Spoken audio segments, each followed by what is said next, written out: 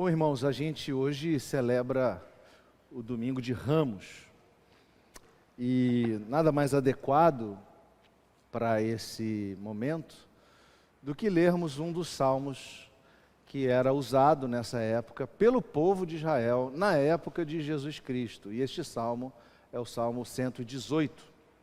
Salmo 118, ele inteiro. Podemos fazer essa leitura até de forma responsiva, se vocês me ajudarem. Salmo 118. Salmo 118, até o final, do verso 1 até o final. Diz assim a palavra do Senhor: rendei graças ao Senhor, porque Ele é bom, porque a sua misericórdia dura para sempre.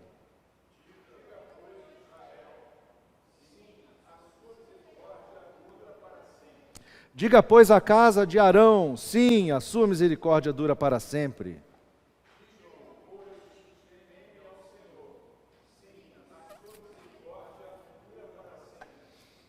Em meio à tribulação invoquei o Senhor, e o Senhor me ouviu e me deu folga.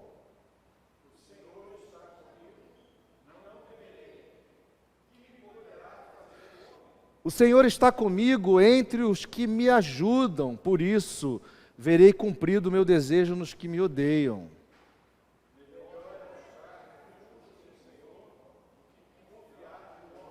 Melhor é buscar refúgio no Senhor do que confiar em príncipes.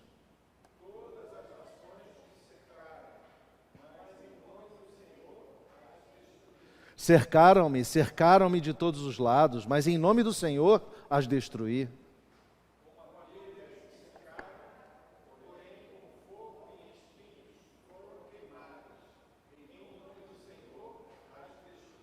Empurraram-me violentamente para me fazer cair, porém o Senhor me amparou.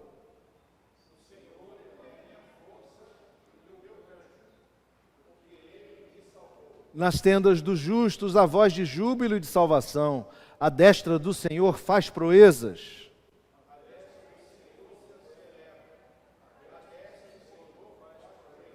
Não morrerei, antes viverei e contarei as obras do Senhor.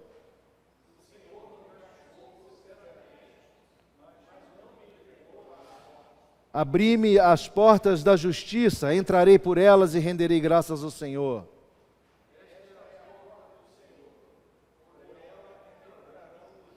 Render-te-ei graças, porque me acudiste e foste a minha salvação.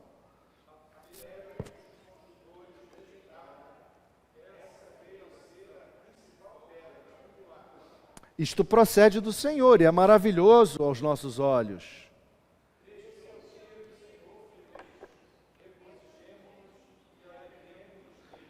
Ó, salva-nos, Senhor, nós te pedimos. Ó, Senhor, concede-nos prosperidade.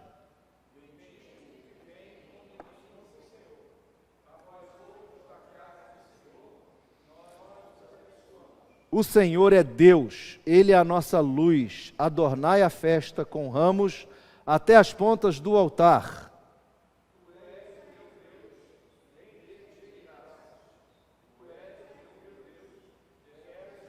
Juntos, rendei graças ao Senhor, porque Ele é bom, porque a sua misericórdia dura para sempre. Palavra do Senhor até aqui. Vamos orar?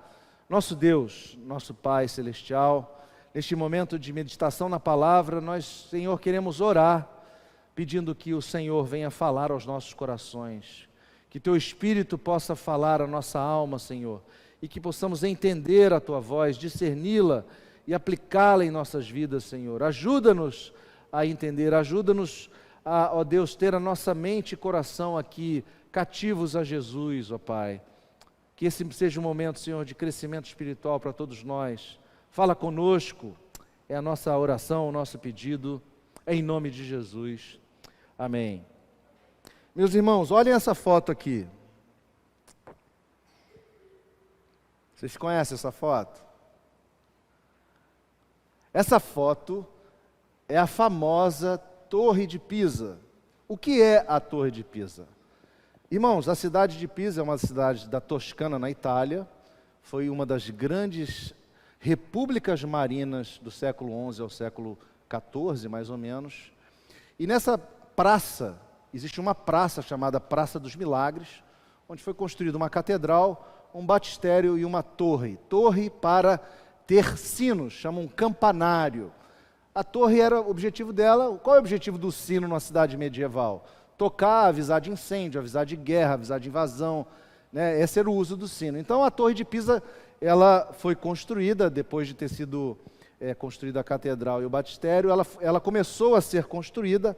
Acontece que cometeram um erro basicão. Não fizeram muito bem uma coisa chamada sondagem do terreno. Ora, a cidade de Pisa é banhada, não banhada, mas ela recebe o fluxo de um rio chamado Rio Arno. Foi um grande porto, Pisa, no passado. E a área daquela praça é uma área cujo terreno é arenoso. É um terreno que é um misto de rocha com areia e tem conchas, material orgânico. E o que aconteceu? Lá pelos idos de 1173, quando a torre começou a ser construída, ela começou a afundar. No terceiro ano da torre, ela estava, curiosamente, no terceiro andar, e a torre começou a afundar. E eles pararam aquela construção durante muito tempo. E só lá em 1272, quer dizer, 100 anos depois, a torre começou a ser reconstruída. Acontece que tinha um problema, ela já estava torta. Então, essa construção precisou ser calculada e projetada de forma que, à medida em que os andares fossem subindo, ela fosse sendo consertada para que pudesse trazer de volta o que a gente chama de centro de gravidade, para a torre não cair de vez. E esse trabalho foi sendo feito, e de novo a torre tombou. Resumo da ópera: essa obra, lá para os idos de 1319, chegou no seu 7º andar, ou seja, 100 e tantos anos de construção, e tornou-se um ícone da cidade. Todo mundo quer ir a Pisa, subir nessa bendita torre. É curioso, eu subi na torre, e é uma sensação esquisita, porque na verdade você começa a subir de um lado, você fica com medo de escorregar, porque não tem proteção. Então você sobe meio que encostado na parede de dentro, a torre toda de mármore, olhando para fora, não tem cerca, né? E todo mundo quer ir no topo para ver lá o tal do sino e tudo mais, né? Essa torre, então, se tornou a famosa Torre Pendida de Pisa, uma torre muito visitada, né? Um ícone onde todas as pessoas querem estar lá. E a catedral tem uma história também. A catedral, ela foi a catedral onde Galileu Galilei descobriu que a Terra girava, né? Ele usou uma experiência de pêndulo, enfim, é um lugar icônico e muito importante. Esse texto que a gente lê, que a gente acabou de ler, o Salmo 118, ele nos remete à história de Israel, e nos remete àquela história que sabemos que ela é uma história cuja espiritualidade do povo era marcada pelas festas. Então, o povo de Israel, ele tinha uma religião, uma religiosidade cerimonial e festiva. E aí, Moisés recebeu isso de Deus, que o povo deveria celebrar 3 tipos de festa. Tinham 3 festas fixas, e você encontra essa fala no Antigo Testamento. A primeira delas é a Páscoa que se aproxima, próximo final de semana, essa mesmo. Porque a Páscoa era exatamente a lembrança da saída e libertação do povo do Egito, do regime do faraó, e também a lembrança de como Deus tinha uma aliança com aquele povo, que libertou do Egito e levou para a terra prometida, né? Essa festa da Páscoa, vocês devem lembrar, ela era antecedida de um período chamado Festa dos Pães Asmos, onde não se comia fermento. Obviamente, o fermento é o símbolo do pecado. Então, o povo comia, né, na verdade, o pão sem fermento, porque lá no Êxodo, lá na saída do Egito, era o pão que dava para fazer na pressa, porque eles tinham pressa de sair do Egito, né? Por isso o pão era comido sem o levedo, não tinha tempo de levedar. Então, ficou isso como um símbolo da lembrança da libertação. Mas a outra festa é a festa do Pentecostes, ou a festa chamada Festa das Semanas, onde Deus conclama o povo dele a comparecer no templo para agradecer pelas primícias da primeira colheita do trigo. Então havia a festa da Páscoa, que celebrava a saída do Egito, a festa das semanas, do Pentecostes, que celebrava o começo da colheita, e a festa dos tabernáculos, a terceira, também conhecida como festa da colheita, que era aquela que celebrava o resultado final da colheita. E todas as pessoas que participavam daquela festa tinham que levar ofertas voluntárias, em gratidão ao que Deus havia feito. Irmãos, esse Salmo 118 nos situa exatamente na primeira festa, na festa da Páscoa. E ele é um salmo que apresenta todo o processional de como o povo havia sido abençoado por Deus. Na verdade, existe um conjunto de salmos, 5, do Salmo 113, perdão, 6, do 113 ao 118, que são salmos chamados Halel do Egito, ou Aleluia do Egito, ou seja, o louvor a Deus que tirou do Egito. Então o povo cantava esse salmo toda a Páscoa, e cantava o salmo peregrinando para Jerusalém. Então esse é o quadro que está por trás da história, né? O povo lembrava que Deus havia livrado ele da escravidão e havia conduzido ele em adoração até a cidade de Jerusalém para estar no templo. E o Salmo 118 é o clímax desse Halel do Egito, tá? O que acontece? Esse Salmo 118 que lemos, ele descreve a vinda de um ungido, de um rei ungido, que desempenharia um papel que não podia ser o papel de outro rei. A única pessoa que se encaixava neste salmo poderia ser o Messias não esperado em Israel, porque ele era o único capaz de entrar no templo por justiça própria. O salmo fala de entrar nas portas da justiça, pelas portas do templo. Ele é o único capaz de promover a salvação. Ele é o único capaz de andar pelo templo e chegar ao altar do sacrifício. Só o Messias poderia vir em nome de Javé. E por isso o Salmo fala, bendito aquele que vem em nome de Javé.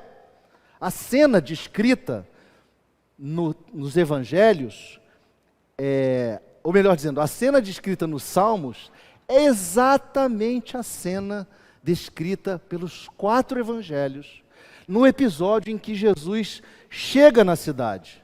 Jesus, lembram de Lázaro? Jesus tinha ressuscitado Lázaro em Betânia, e ele, depois dessa ressurreição, ele estava a caminho de Jerusalém para a festa da Páscoa. E quando ele chega em Betsaida, que é uma cidade do lado, em frente a Jerusalém, eles viram para os seus discípulos e falam assim: vão lá embaixo e peguem para mim o jumentinho, porque Jesus ia cumprir aquela profecia de Zacarias 9, onde ele entra na cidade montado num burrico. Mas a cidade de Betfagé é onde está localizado o Monte das Oliveiras. Vocês lembram que no Monte das Oliveiras é que Jesus orou. E o Monte das Oliveiras, não dá para eu descrever, mas o Monte das Oliveiras fica de frente para a esplanada do Templo de Salomão.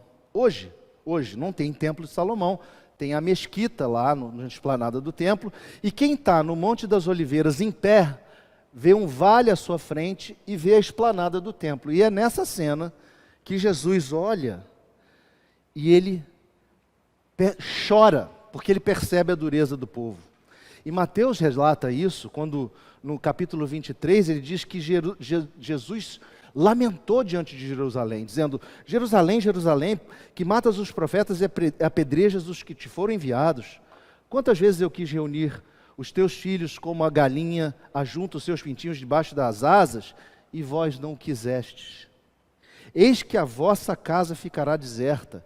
Declaro-vos, pois, que desde agora já não me vereis, até que venhais a dizer: bendito o que vem em nome do Senhor. E Jesus então entra no sermão profético, dizendo que aquele templo seria destruído, que aquele templo seria derrubado, e que logo em seguida ele entraria em Jerusalém montado no burrinho. Vejam, o Salmo 118 está descrevendo a cena dos evangelhos da chegada de Jesus em Jerusalém. Exatamente o período que nós celebramos agora, do Domingo de Ramos. E as pessoas, elas reconhecem a Jesus como aquele rei, como aquele libertador que de fato estava ali chegando, porque ele vinha carregado de uma fama de poder, porque lembrem-se, Jesus tinha 3 anos de ministério, fazendo milagre, curando pessoas, ressuscitando mortos. Então ele entra em Jerusalém com uma multidão atrás dele acompanhando, desde Betânia, e ele encara pela frente uma multidão que estava vindo de Jerusalém, querendo saudá-lo, porque tinha ouvido, aí vem o Messias, aí vem o Messias. E essa multidão então sai e monta aquele caminho de celebração, dizendo: Hosana ao filho de Davi, bendito o que vem em nome do Senhor. Ou seja, no coração daquelas pessoas havia o Salmo 118 gravado, eles cantavam essa música. E naquele momento eles entenderam que Jesus era o Messias, que Jesus estava a caminho de Jerusalém, cumprindo as profecias, né? E aí a gente vê o clamor Hosana, que quer dizer: ó, salva-nos agora. O povo estava oprimido, ele estava oprimido pela situação do controle do Império Romano. Eles precisavam de um libertador. E eles gritavam: Hosana, ó salva-nos agora. Irmãos, há muitas lições desse salmo, né? O fato de que Deus é aquele quem nos livra, por exemplo, das tribulações, o fato de que sua misericórdia é eterna, o fato de que Ele é nosso refúgio, nos protege, que não precisamos temer o homem, e você vê escrito isso no Salmo, o fato de que Ele é a nossa salvação, e que a morte não vai nos deter, porque nós ressuscitaremos com Cristo.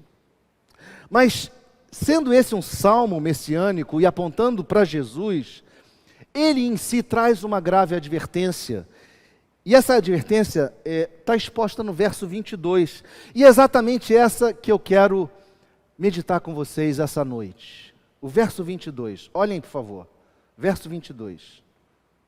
Diz assim: a pedra que os construtores rejeitaram, essa veio a ser a principal pedra angular. Meus irmãos, a minha preocupação aqui, nessa meditação, é com a rejeição ao Messias. A rejeição ao Messias. Aquele povo o recebeu com palmas, com folhas, com ramos, seguindo o padrão das suas celebrações, porque é assim que eles faziam. Sempre que entrava um rei, eles celebravam com palmas e ramos. E eles reconheceram a Jesus. Mas aquele mesmo povo que reconheceu a Jesus entrando, mais adiante, o rejeitou. A história nos mostra que aquele mesmo povo o mandou para a cruz. E Jesus, confrontando os fariseus, ele traz exatamente este salmo no contexto da sua paixão. Quando ele pergunta assim: vocês nunca leram nas Escrituras que a pedra que os construtores rejeitaram, essa veio a ser a principal pedra angular? Jesus pega o salmo e joga na cara dos fariseus. Vocês nunca leram isso? Lucas, o escritor de Atos, registra que quando Pedro e João curaram aquele paralítico no templo, eles foram chamados pelos líderes, pelos fariseus e saduceus, que era o sinédrio, e eles têm que dar uma explicação. E Pedro vira assim, e diz assim: tomai conhecimento, vós todos e todo o povo de Israel, de que é em nome de Jesus Cristo, o Nazareno, a quem vós crucificastes, e a quem Deus ressuscitou dentre os mortos, sim, em seu nome é que este homem está curado perante vós. Este Jesus, Pedro diz para aqueles homens, este Jesus é a pedra rejeitada por vós, os construtores, a qual se tornou a pedra angular. E ele finaliza dizendo: e não há salvação em nenhum outro, porque abaixo do céu não existe nenhum outro nome dado entre os homens, pelo qual importa que sejamos salvos. Pedro de novo, traz o contexto do Salmo 118 e joga diante do Sinédrio, muito tempo já depois, Jesus já ressurreto, Jesus já assunto aos céus, o tema volta na agenda da discussão. Nós precisamos lembrar que o apóstolo Pedro, quando escreve a sua primeira carta, ele nos fala sobre a nossa condição em relação a esta pedra fundamental. Ele diz que nós somos edificados casa espiritual em Cristo, nos achegando a Ele a pedra que vive, rejeitada sim pelos homens, mas para com Deus eleita e preciosa. Também vós mesmos, como pedras que vivem, sois edificados casa espiritual, para ser de sacerdócio santo, a fim de oferecer de sacrifícios espirituais agradáveis a Deus, por intermédio da Escritura. Por isso, diz a Escritura: eis que põe em Sião uma pedra angular, eleita e preciosa, e quem nela crer não será de modo algum envergonhado. Irmãos, a advertência do Salmo sobre a rejeição é absolutamente grave. Rejeitar a pedra angular, ou melhor, a pedra de esquina que sustenta um edifício, é condená-lo ao desabamento. Rejeitar a pedra angular, a pedra de esquina que sustenta um edifício, é condená-lo ao desabamento.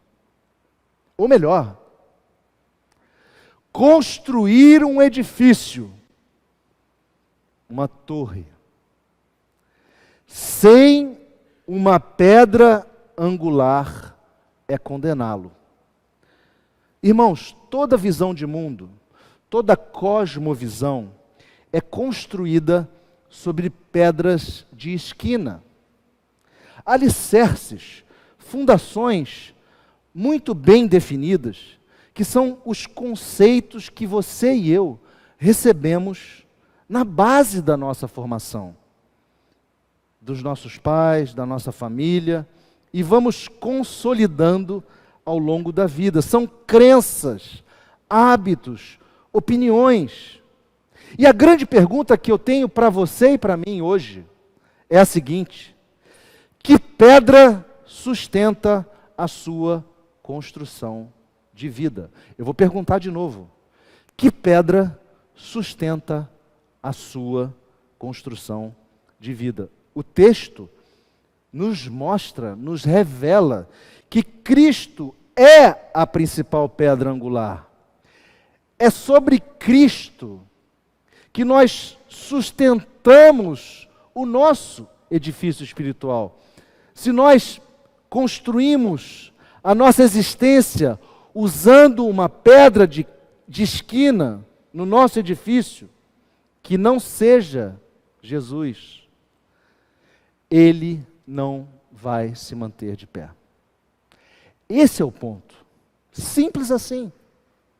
Qualquer pedra de esquina na sua e na minha vida que sustentem a nossa construção de vida, não vai, que não seja Cristo, não vai permitir que nós saiamos do outro lado num temporal.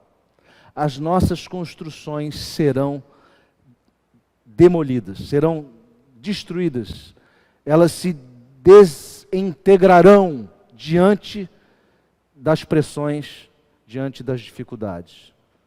Irmãos, a gravidade é a seguinte: se nós rejeitamos a pedra fundamental que é Jesus, nós não conseguiremos estabilidade para as nossas construções. Vou falar de novo. Se nós rejeitamos a pedra fundamental, que é Jesus, nós não conseguiremos estabilidade para as nossas construções.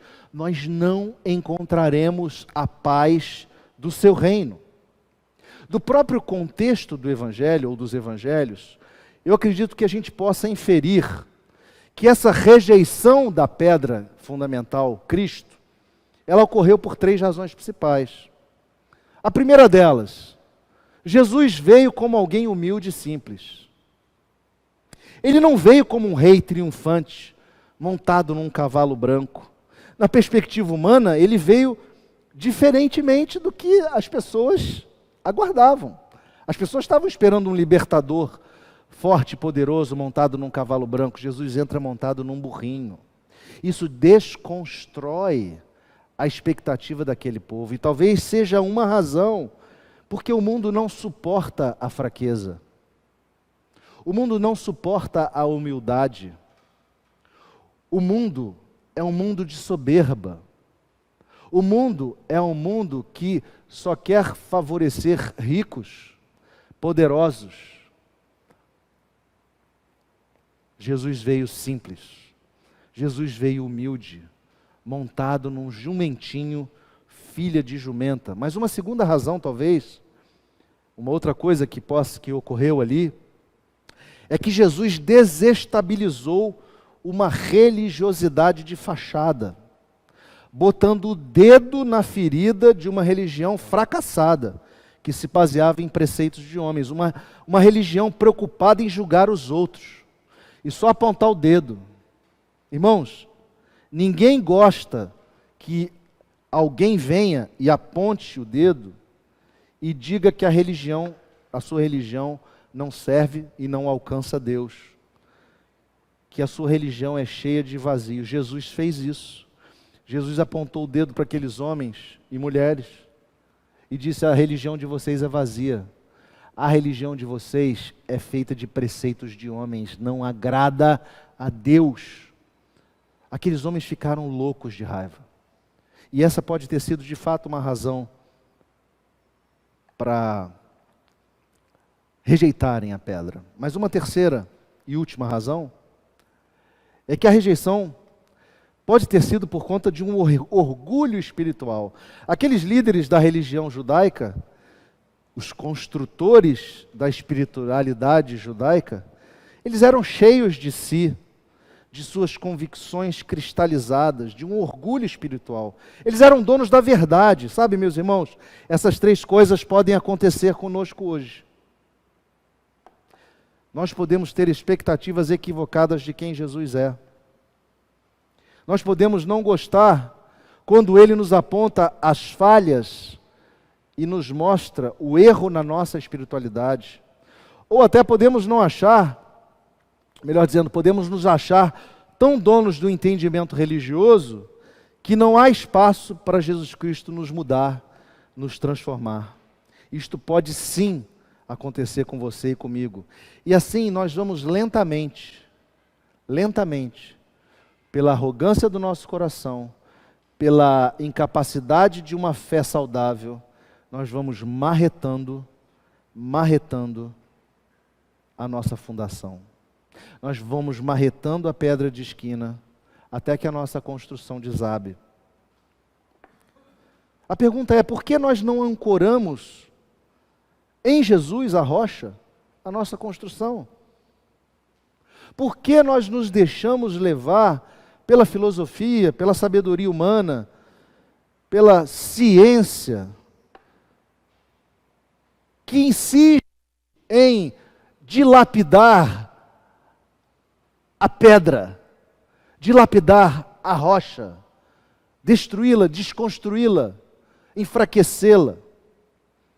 Meus irmãos, qual é a graça de nós construirmos torres tortas, torres pendentes? Percebam, parece que o negócio reflete o espírito do nosso mundo. As pessoas querem ir na Itália, na cidade de Pisa, para ver uma torre torta. Uma torre torta, que não tem como consertar mais, irmãos. Não tem mais, porque a torre já foi construída torta. Não tem como consertar, tem como mantê-la de pé, mas consertar não vai dar. As pessoas querem ver uma torre torta, e a pergunta é: por que nós construímos torres tortas? Nós precisamos fazer uma análise do nosso solo, dos nossos pressupostos. Pode ser que tenha muita areia aí dentro da sua alma e do seu coração, sobre a qual você quer construir sua vida. Pode ser que tenha muita conchinha aí, material orgânico, coisa podre. Meus irmãos, nós precisamos construir a nossa história sobre a rocha. Nós precisamos estar atentos para que a nossa fé seja apoiada na rocha, para que nós não caiamos no erro de rejeitar a rocha, de rejeitar a pedra de esquina, que se tornou rocha de ofensa para aqueles que não aceitavam a humildade do Filho de Deus. Irmãos, eu queria terminar